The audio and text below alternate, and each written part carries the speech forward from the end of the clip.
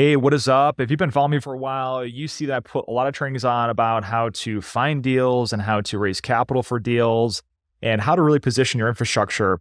But I haven't really covered a lot on underwriting or financial analysis of commercial income property. And the reason being is because this is very easy, especially if you're an experienced real estate investor. There's some slight changes, not all that different, but based upon popular demand, I'm going to do a training right now on exactly how I underwrite a multifamily asset. The reason why I pick multifamily, because I specialize across all different types of commercial asset classes, from industrial, retail, office, and so on and so forth, is multifamily is very easy to underwrite. It's pretty formulaic. It is market by market, but I'm going to show you the tools that I use when I do a analysis and making heads or tails of the property, so that you can use this. And underwriting properties, calling brokers, and really getting the reps in on the actual financial analysis and making offers is really that shots on goal, right? That will lead you to your ultimate success. So I just want to preface that. So anyways, if this is the first time you're tuning in, why should you even listen to me? My name is Matt Drouin. I'm a real estate investor of 18 years. Started my journey in small multifamily properties about 7 years ago, swam upstream into doing larger commercial deals. I forgot about small multifamily and smaller deals after I did my first bigger commercial deal that replaced my wife's income with that single property, added $500,000 to our net worth and $60,000 a year in cash flow that allowed us to do that. She was a school teacher, so it wasn't a lot to replace her income of $60,000. But that all being said, it took me 11 years, 25 properties, 76 doors in order to build enough passive income in order for me to walk away from my W-2. And it was only one deal that allowed me to replace my wife's income. So if that interests you, definitely make sure you subscribe and tune into future trainings that I put on to educate you on your journey of going big. As always, if you are looking for more hands-on help, my full-time job is walking investors, experienced residential investors, step by step through the entire process of graduating from residential to doing larger commercial deals. So if you're interested in learning more about that, you have to be a experienced real estate investors. I do not work with any newbies right off the bat, unless you have a rich uncle that's willing to give you money, carte blanche, blank check, or, you yourself have a ton of liquidity and you're just looking to dive into it. I teach people how to get into commercial real estate without their own access to capital being a bottleneck. All right. So they have to have experience in order to do that, experience and track record in order to be able to raise capital. You don't need to have 76 doors like I did to have permission to do that. If you have a couple properties, wondering what it takes, definitely book a call with me. I have a free 1-hour consult. I'd be happy to help you from there. So that being said, I'm going to share my screen, and I picked an example property, a little bit of an old sale. It was the only offering memorandum I could find online where I wasn't required to sign a non-disclosure agreement in order to put it forward. So anyways, I'm going to share my screen right now. Okay, here we go. So this is Lund Point Apartments in the Port Orchard, Washington area. I have no idea even where that is. Never been there before, but I just picked this property out because it was a small property, probably something that you might be interested in buying. Let's say a 20 through 50 unit deal for your first larger deal. So this is would speak to me if I was in your shoes looking to do that. So I pulled this offline. I don't know anything about this market. I do have some training on how to underwrite in foreign markets. So we're going to utilize some of those tactical type of skills in this training. But the first things first, before I even dive into the offer memorandum, I want to see what this area is like. So I won't even go past the first page until I know what the area is like, right? If this is my own backyard, then I have a sense of okay, is this an area I want to invest in? Is it not? So on and so forth. So first thing I do, I open up, put the address in on Google Maps, and I'm going to come down here, and I really want to see what the adjacent retail corridors are like in the area, and seeing what type of retail programming is there. All right. So first off the bat, I love the fact that there's Starbucks right next door. The reason why I love Starbucks is because Starbucks is a franchise or a chain that is appealing for higher income earners, right?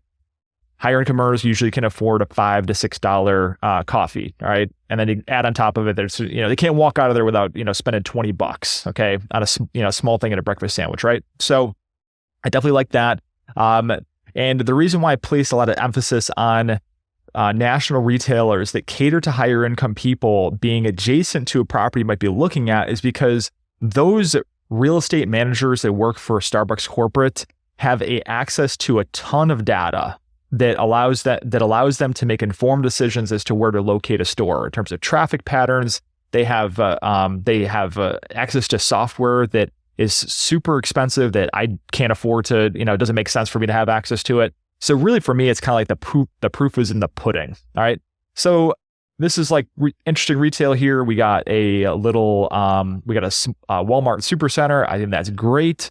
The other thing I'm going to do is I'm going to take a look. I'm going to drop my little Google Man down here on the street level and kind of see what the immediate area looks like right around here. Okay.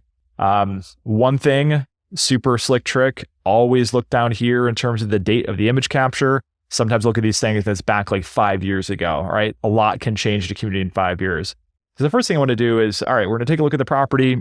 All right, it's a pretty handsome looking property built in 1995. So let's see here, take a look at the signage, a decent monument sign there. If this was a property that could be repositioned from a C to a B property, curb appeal, landscape improvements, monument sign, amenities, and that sort of thing are always a good investment. So I might kind of get a sense of that, right? So, all right, so right here, you see, when you change these things here, 2018, look at down the date down here, okay? So it always aids to be familiar with an area in terms of how it's changed. We got a Safeway that's right here. And all I'm really looking for is like, okay, is this area, are the homes kind of kept up? Are the properties kept up in the area? Are there, severe potholes and that sort of thing, right? The other thing I want to do is I want to take a look at also the quality of the adjacent neighborhood too, okay? The residential neighborhood. I want to see, okay, are there things that are a little bit concerning in terms of, I don't want to invest in a multifamily property, for instance, if there's a ton of single family rental properties that are nearby. The reason behind that is because I don't want that product competing with my product, right? Single family homes are always more desirable than apartments. I want the single family homes to be expensive, predominantly owner occupied. And how I tell if it's owner occupied or predominantly renter community is just looking at kind of like the curb appeal stuff, right? So, not too bad. I'm looking at roofs, seeing if there's a general sense of disrepair in a neighborhood, for instance. Another telltale sign is seeing like tons of cars like parked in the driveway. If you see like 5 cars parked in the driveway, on every single house you see down a street, that's usually an indication that it is a lower income neighborhood.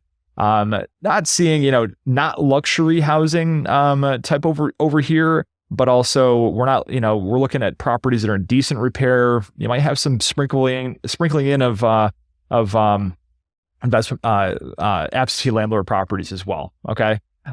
Which is fine. All right. I just want to get a sense of like what the area is like. Okay. So after I do that, I'm going to say, okay, thumbs up. I like that there's some national retail located here. Like the fact that there's a large park that's right down the street. So that's the first thing I do. If that's a thumbs up, which in this case would be, it's at least interesting to me to take a look a little bit more, right? There's a mobile home park over here. Don't be afraid of mobile home parks. If this was an area that has gone through a lot of gentrification and there's a lot of people that have moved into the area, there's a large employment center and there's good paying jobs. These mobile home parks, like they're not building them anymore. All right. So I'm not scared that there's a mobile home park down the street. All right. Because these were probably built like in the 60s and 70s, so to speak. And they're just not going away because they're not making any more of them. All right. So it's not like somebody's building a mobile home park down the street that's a new shiny kid in town and they're going to do that. So definitely don't let that deter you. Okay. So now after I've given a thumbs up, I'm going to go through the this is what's called an offering memorandum. Now, you may need to sign what's called a CA or an NDA, confidentiality agreement or a non-disclosure agreement before you can get your hands on something like this. When you're contacting brokers, typically they'll make you sign one of these. And essentially what you're agreeing to is that you're not going to, share this on social media. You're not going to share this around to a bunch of different people. You're agreeing to only share the information that the broker sends to you to as needed parties on an as needed basis only. All right. So this is what a typical offer memorandum looks like. Offering memorandums or OMs are essentially, fancy word for lies. Okay. LIES, lies. brokers are hired to market and sell property. All right. So, and most of them are not even investors. Okay. So their job isn't to present the most realistic picture on a given property, for instance, but theirs is to like paint the rosiest picture possible in order to get the highest price for the client as possible. All right. So sometimes through these things here, they're going to have, what I really like to look at is the opportunity. This right here is a housing finance commission tax credit agreement. This is typically, your typical sort of LIHTC deal or low income housing tax credit deal. There's a lot of alphabet soup used in commercial real estate, but yeah, LIHTC or LIHTC. Usually there is a compliance period on there. The original developer that developed this thing got not historic tax credits, but LIHTC or tax credits in return for providing affordable units based upon a certain percentage of area median income for a certain time. A lot of people think, okay, well, this is just a rent-controlled place. I wouldn't shy away from this. I mean, I had a client, Orlando, who, I drafted a strategy for him to go after properties that were having expiring compliance periods, which are typically around 15 years on buildings like this. You can buy it fresh from the original developer. They already made their money on the front end in terms of earning a fat development fee on the front end and aren't necessarily as motivated to get the highest price in the exit. Okay. And typically they have to keep rents so low that expenses, rents can't keep up with the expenses and these properties deteriorate. And therefore they're properties that have good bones, but can benefit with a major value add component. So that's how my client Orlando bought a 22 unit deal for $300,000 and put $200,000 into it, and the property is now worth $1.6 million and throwing off $75,000 a year in cash flow. Okay, so do not sleep on LIHTC deals. You just want to make sure that, okay, at what point in time are they in the compliance period, right? Especially if you're going to be a buy and hold cash flow investor. All right. So we see the story on the property. We go through here. I'm really going to go down to the map here. Okay, we got a sense of the retail in the area here. Okay, here we go. Now, actual. Okay, actual is in quotation marks. Look down at these notes down here. Maintenance expenses estimated includes landscaping. Is estimated actual? I don't think so. All right. Management expenses based on market rate. What does that mean? 3% for a 25 unit deal for a management fee. If there was a management company that was actually willing to take this on for 3%, I wouldn't trust them. All right. They're making $8,000 a year on managing a 25 unit deal. You want to check with your local market. Typically in our market, for instance, a deal of this size, the management fee is going to be anywhere from 8 to 10% of revenue. Okay. An appraiser is going to, on an appraisal is going to at least require a 5% management fee on a property of this size. Okay. So what I've done here is, these are all numbers you want to check out for yourself, but what you want to ask for, if this is a deal you're interested in to the broker, is do you have 3 years worth of historical financials? All right. Preferably the financials from a Schedule E tax return. Okay. This is going to be what the property owner reported to the IRS when they filed their taxes. All right. So they're typically not going to want to overstate revenue. They're not going to want to understate expenses. It's going to be probably the most accurate representation of that, or at least historical financial reports out of the property management software at the least. The reason why I want to do that is next slide here. Right. All right. So this is the spreadsheet that I use. It's a financial analysis spreadsheet that's been very incredibly powerful for me in allowing me to not only put these together and make heads or tails of them, but also using this exact financial model to get the bank financing I need on properties. Very incredibly helpful to have a spreadsheet that's got some functionality to it, right? So anyways, we go through here. I'm going on, pulling right off of what the actuals are on it. What I would do is I would go further down and look at the actual rent roll itself in terms of the contract rents, making sure that these line up with that. And it looks like they do 267 and gross rental income per year. Okay, great. So what I'm going to do is I'm going to go over there, place this in there. All right. Vacancy and collection loss. Even if you think you can keep a place occupied at 100% for the rest of your life, you're still going to get docked a certain vacancy and collection loss factor when you bring a deal to a bank, or when you bring a deal back to a bank that you've acquired and you're refinancing it, the appraiser is going to use what's called a market vacancy and collection loss rate. All right. So this is why you want to get, buddy with a commercial appraiser in your market. I have access to a software called CoStar. So this is what I use to pull out market vacancy rates and also market capitalization rates, which don't get concerned about what cap rate means, that sort of thing, if you're not familiar with commercial real estate. But anyways, so I'm going to kind of just, draw a polygon around here in terms of subject property.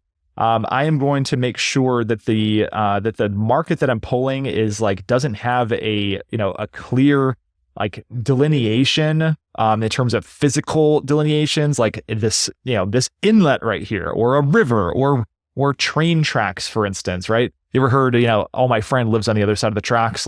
There's a reason behind it. There's these physical barriers that really separate low income from high income neighborhoods. So you want to make sure that you're accounting for those. And I looked at this map, and it looks like it's kind of, similar area. I'm not pulling in the waterfront property that's over here, and so on and so forth. So what I have the ability to do is I can pull out the analytics for this, given market to see, all right, what is the true actual vacancy rate for a market? Okay. So we're seeing here, of the comps that they pulled, is about 8.4%. Okay. Now these software programs are garbage in, garbage out. So make sure that what I'm going to do is I'm going to look at the actual band itself. Let me see here. So occupancy. Okay, great. All right. So it looks like right now, at quarter 3, 2024, we got a dip in occupancy rates, right? On these data points right here, we got it's hovering in that sort of, these are kind of old here, but 2021. So something may have happened here in the market that has driven this. Now, you do want to take into consideration that there is this is a LIHTC deal, low income housing tax credit deal. So they're going to have below market rates anyways. So therefore, there's not going to be much of a surprise as to why vacancy is so low on their properties. But the commercial appraiser, is going to take into account what the market vacancy rate is. Okay.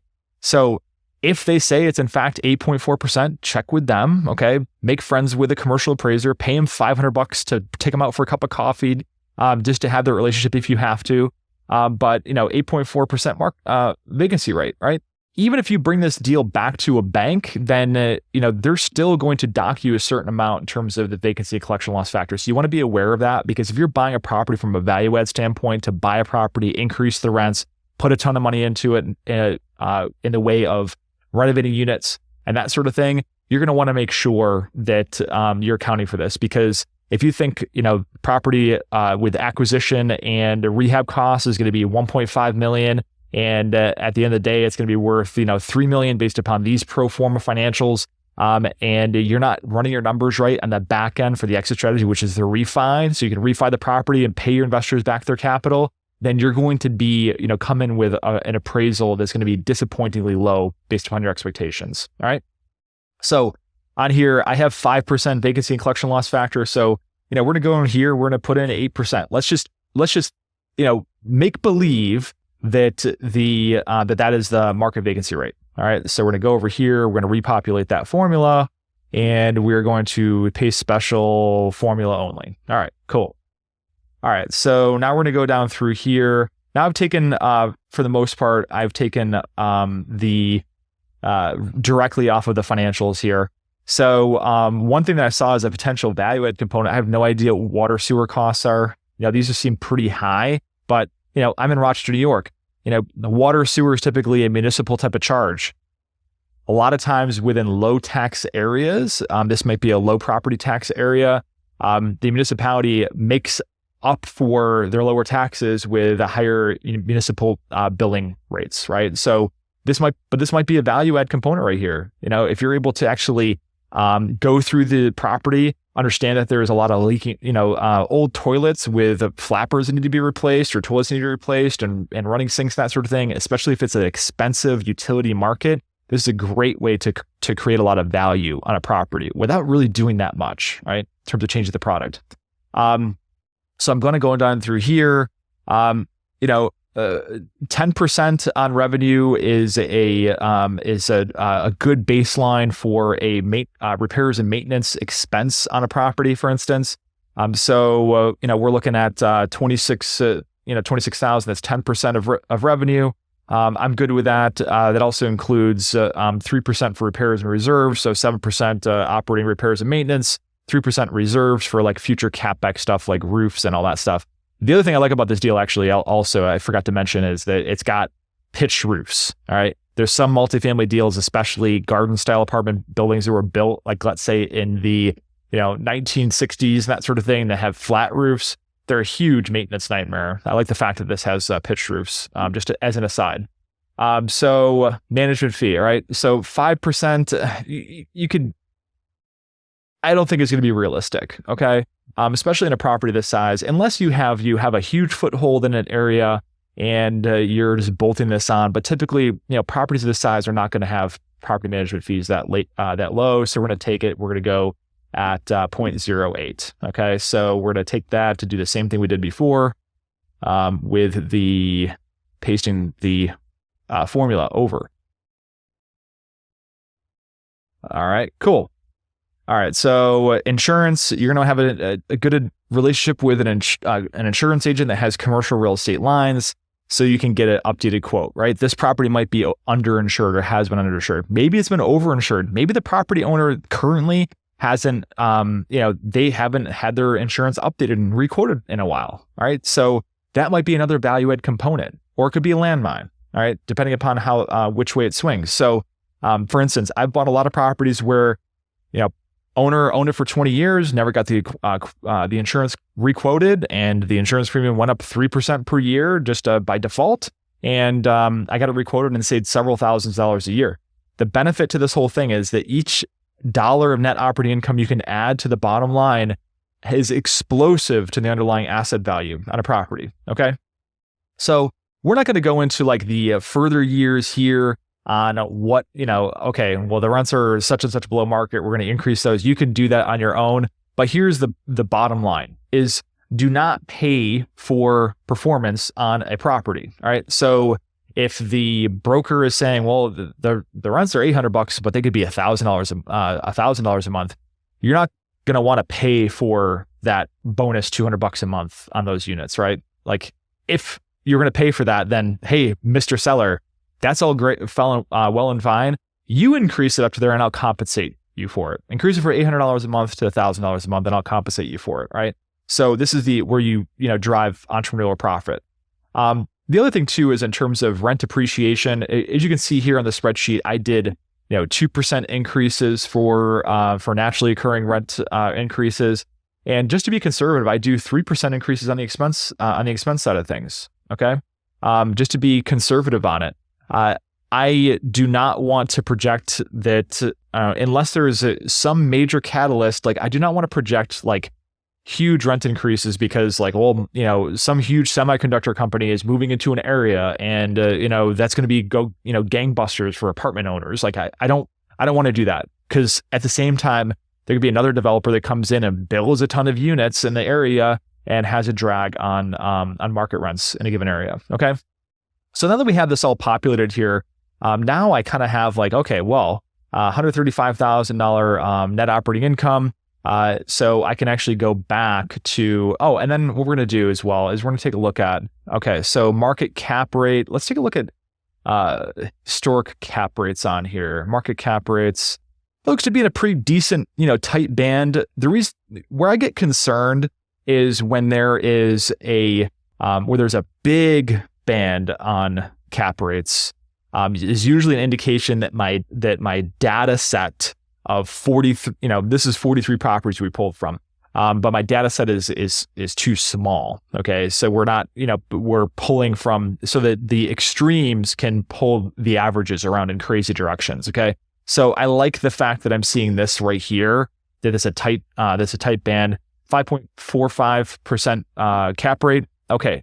Let's use it. All right. Let's be a little bit conservative and add a 5.5% cap rate. What we're going to do is we're going to take this 135,660 and divide it by 0.055. Okay. So purchase price. We're going to go down through here and we're going to go over to here and we're going to go hit this thing and we're going to divide it by 0.055.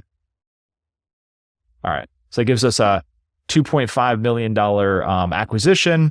And you want to check with banks, when you underwrite a property, send it over, get a term sheet. All right. Typically, that term sheet is going to be, sometimes it'll be a rate that's quoted today. All right. So if we're in a volatile interest rate environment, make sure to keep close tabs on your banking relationships because, interest rates could swing and could tank your deal. All right. So let's just say that it is 7.4% interest rate. Okay. The loan amortization. So it's 75% amortization. At a 25-year at 75% loan to value, 25% amortization.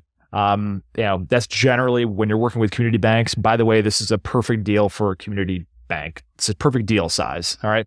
I'll have a future training on how to find community banks of going to be the best homes for your commercial property deals. All right. So we got our going in capitalization rate right here. All right. All good. All right. And then we're going to go on because we've had a historical tight band on the cap rates. Let's say we can just go through and we can just repopulate that there. Obviously, this needs more homework. Don't go and make major financial decisions on this stuff based upon this very short training. But this is to give you the framework in terms of how to underwrite properties. All right, so values only. All right, 5.5%. So right here we're seeing a 4% negative cash on cash rate of return. Because we have a negative leverage position, right? We're buying a thing at a lower cap rate than the interest rate, which is okay. But the issue is that typically in these markets that are, low cap rate markets, don't expect that you're going to be able to put 20, 25% down on those deals because they're not going to meet what's called DCR or DSCR, okay? I wish this was actually just called DSCR. So debt service coverage ratio, 0.883. All right. So you're going to have to either buy the property at a lower price. All right. Based upon the market cap rates, you might not be able to, might not be competitive to do that unless you're dealing directly with a seller and they're really motivated. But this is a generally deal in these lower cap rate markets. We're probably going to have to raise more equity to take those deals down. Now, not a problem. Just because you have to put 40% down on a property doesn't mean the deal is dead. What it means is that as long as it's in a strong market that has a good foundation for stability and also growth and, great employment metrics and great incomes and all that stuff, then low cap rate markets are great to invest in because every dollar of net operating income you can place in the bottom line is just that much more explosive to the underlying value. Okay. So we're in Rochester, New York, where it's typical, 8-9% cap rate is kind of the, going rate for, B class properties in our area. So let's just change this to 0.60. All right. Still not making it. All right. Usually most banks are going to require a 1.2 to 1.25% DSCR. All right. So now, little slick trick here is that one thing that you can take into consideration, especially in a higher interest rate environment that we're in right now, and right now it's almost September 2024, I'm seeing killer creative deals happening with buyers and sellers actually collaborating together to get each other what they want. All right. So one slick trick here is that, hey, I understand your markets are $200 below market. I can't get the bank financing on it to meet DSCR without having to put 50% down. Can you hold a second mortgage? If I give you most of your money up front, can you hold a second mortgage for 5 years at like, let's say 4% interest or 5% interest until I can turn this property around and get it bankable so that I can refinance the property and pay you back, pay you the rest of your money. All right. These are the types of deals I'm seeing now with a high interest rate environment. Right. So we're going to knock it down to, okay, that's the magic number, 50% down. Perfect candidate for trying to negotiate some seller financing on a secondary note. All right. So one deal I just did is that the seller held back several $100,000 mortgage, second mortgage to the bank at 0% interest, 0 payments for 5 years. Right. So it didn't impact the DSCR with that secondary finance. It was subordinated to the bank. So that's how the deal got done, right? So I love high interest rate environments, just as an aside. Okay, so we're going in here. The magic, where the magic happens here, after we have this all plugged in, is in this spreadsheet here, all right? So what we really want to do is we want to make sure that, typically when we're raising capital, we're gonna have to return capital to our investment partners in 5 years or less, right? That could either be all of the capital, which we're able to do with my clients because we're buying properties that are off market and we're buying them right and getting the right financing in place in order to do that. But let's say, let's just take a look at this and we're, buying it at, face value. All right. Oh, and by the way, I forgot even what the freaking asking price is for this deal. All right. So let me see here. And I'm grateful that they have, all right, $3.15 million asking price, right? Just on this alone, even to put 50% down, buying this thing at $2.5 million, which is, what is that? It's that's a several $100,000 off. Okay. So this is what we're seeing here. And generally what I want to see is in year 5, I have enough of a ramp up in net operating income that I can take this property at $2.659 million. All right. So right here, now we had to raise, $1.2 million to make this deal work. All right. I'm going to whip out my handy dandy calculator right now. So we're going to take that 2.659 and multiply it by 0.75. Okay. So that gives us a loan proceeds of 1.994 million. And then we're going to take that, subtract 1,129,937 from the deal. That gives us, now I'm subtracting that from this right here. Okay. And we're not have to worry about cost of sale because we're not selling this thing. I'm not in the business of, buying apartments or buying commercial property and flipping it. Right. I want to have long-term hold strategy with a business plan. Okay. But a lot of our investors, they want to, get some of their capital back in less than 5 years. All right. So that being said, we'd be able to take that and subtract out the old debt on the property. We'd have about $864,000 worth of cash out proceeds. And so, so that would be, I'm horrible at math. So let me just bear with me here. So 864 minus 1.283 million. Okay. So, that would leave us with about, our investors leaving about $400,000 into the deal. All right. So not bad. You're getting a substantial amount of your capital back and you're able to, keep the rest of your money into the deal and maybe have an exit in year 10 or something like that. So this is the framework on how I underwrite deals. And so I hope that this helps you. If you do have any questions on any of this stuff here, I know it's, this is like about a 35 minute training. There's a lot more to cover on this. I don't want to bore you in terms of getting super geeky and all the other stuff there, but I hope this provided you some tactical types of steps and framework to underwrite properties in your respective markets. Again, if you need any help or whatever, if you're interested in doing this yourself in terms of swimming upstream, definitely I have a link down below. You can go to our landing page and book in a call with me, and I'd be happy to hear what you got going on and see if whatever I have is to offer is your cup of tea. Be fine doing that. So anyways, have a good one and peace.